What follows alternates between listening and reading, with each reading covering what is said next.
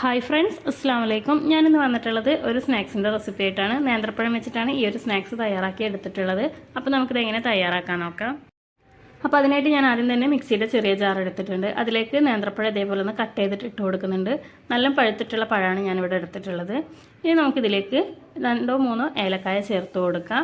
അതേപോലെ തന്നെ മധുരത്തിന് ആവശ്യത്തിനുള്ള പഞ്ചസാര ചേർത്ത് കൊടുക്കുക. ഞാനിവിടെ നല്ല പഴുത്ത പഴമായതുകൊണ്ട് തന്നെ ഒരു 2 ടീസ്പൂൺ പഞ്ചസാര മാത്രം ചേർത്ത് കൊടുക്കുന്നുള്ളൂ. ഇനി നമുക്കിത് നന്നായിട്ടൊന്ന് അരച്ചെടുക്കണം.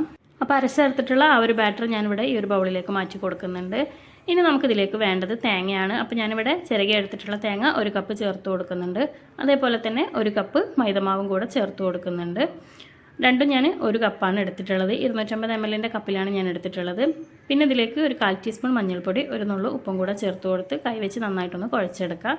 നമ്മളിതിൽ എക്സ്ട്രാ വെള്ളമൊന്നും ചേർത്ത് കൊടുത്തിട്ടില്ല. ആ ഒരു പഴത്തിൻ്റെ ആ ഒരു നനവിലാണ് നമ്മളിത് കുഴച്ചെടുത്തിട്ടുള്ളത്. അപ്പോൾ ഇതാ എടുക്കുമ്പോൾ നമുക്ക് ഈ ഒരു രീതിയിലാണ് ഉണ്ടാവേണ്ടത്. ഇനി നമുക്കിതൊന്ന് ഫ്രൈ ചെയ്തെടുക്കാം. അപ്പോൾ അതിനായിട്ട് നമുക്ക് കൈ ആദ്യം തന്നെ ഇതേപോലെ ഒന്ന് നനച്ചെടുക്കാം. എന്നിട്ട് നമുക്ക് മാവ് ഇതേപോലെ ഒന്ന് എടുത്തിട്ട് ചൂടായിട്ടുള്ള എണ്ണയിലേക്ക് ഇട്ട് കൊടുക്കാം. അപ്പോൾ ഇതാ എണ്ണയൊക്കെ നന്നായിട്ട് ചൂടായി വന്നിട്ടുണ്ട്. അപ്പോൾ നമുക്കതിലേക്ക് ഇട്ട് കൊടുക്കാം. അപ്പോൾ ഇത് അതിൻ്റെ ഒരു ഭാഗമൊക്കെ ഒന്ന് ആയി വന്നിട്ടുണ്ട്. അപ്പോൾ നമുക്കിതൊന്ന് തിരിച്ചിട്ട് കൊടുക്കാം. ഒരു മീഡിയം ഫ്ലെയിമിലിട്ടിട്ട് നമുക്കിതൊന്ന് ഫ്രൈ ചെയ്തെടുക്കാം. ഇല്ലാന്നുണ്ടെങ്കിൽ പെട്ടെന്ന് തന്നെ കരിഞ്ഞു പോകും. അതിൻ്റെ ആ ഒരു ഉൾഭാഗമൊന്നും വെന്ത് കിട്ടില്ല. അപ്പോൾ ഇതാ നമ്മുടെ സ്നാക്സൊക്കെ ഇവിടെ റെഡി ആയിട്ടുണ്ട്. അപ്പോൾ നമുക്കിത് എണ്ണയിൽ നിന്ന് കോരിയെടുക്കാം.